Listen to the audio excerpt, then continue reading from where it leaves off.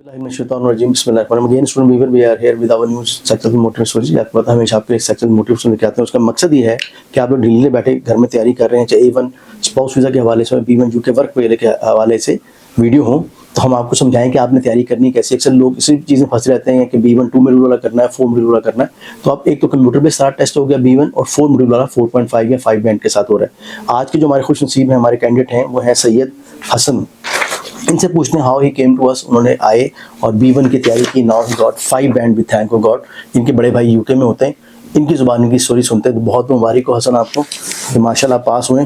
तो आपने हमारे ऑडियंस को बताना है कैसे हम तैयारी की, कितनी देर की, हाउ यू कम हियर।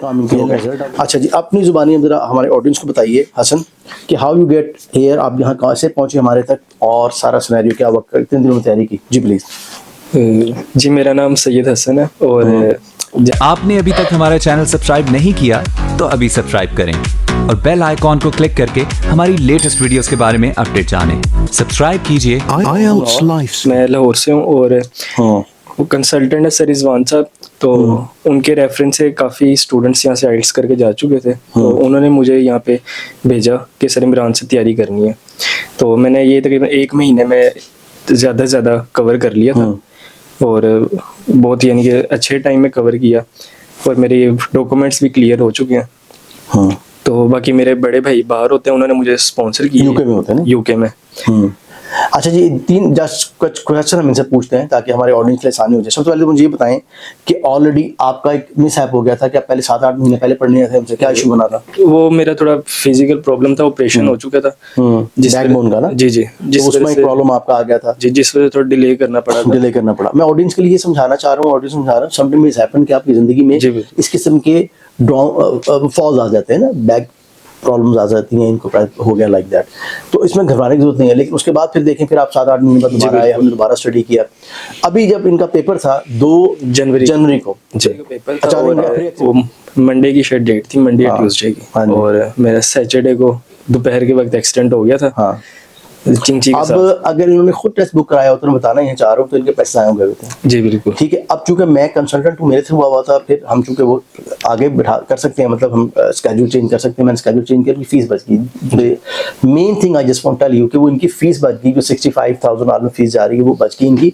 हमने टेस्ट इनका आगे करा दिया, 15 दिन आगे करवाया जी मेडिकल रीजन की वजह से।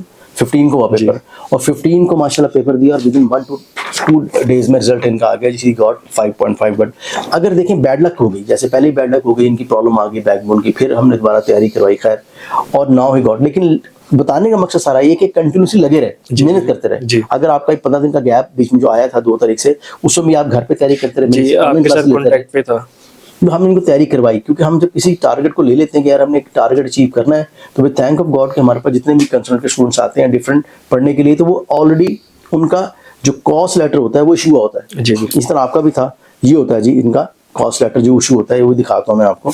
तो ये भी इनका इशू हुआ था। इसके ऊपर आपको वहाँ पे जॉब की फैसिलिटी मिलती है। तो आपके भाई कौन सी सिटी में है UK में? लंदन में है। फाइन।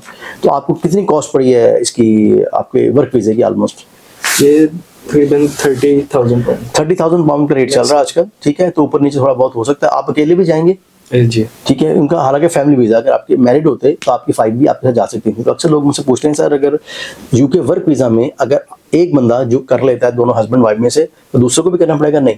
UK वर्क वीजा में अगर आप जा रहे हैं तो दोनों में से हस्बैंड या वाइफ में से किसी एक ने कर लिया है तो दूसरे को करने की जरूरत नहीं पड़ेगी। हाँ, उसी की आप बच्चे भी चले जाएंगे। तो ये कुछ क्वेश्चन से मैंने बताया और अल्लाह इनको बहुत मुबारक करे। आपके साथ भी सिनेरियो, इनकी कहानी सुनी आपने।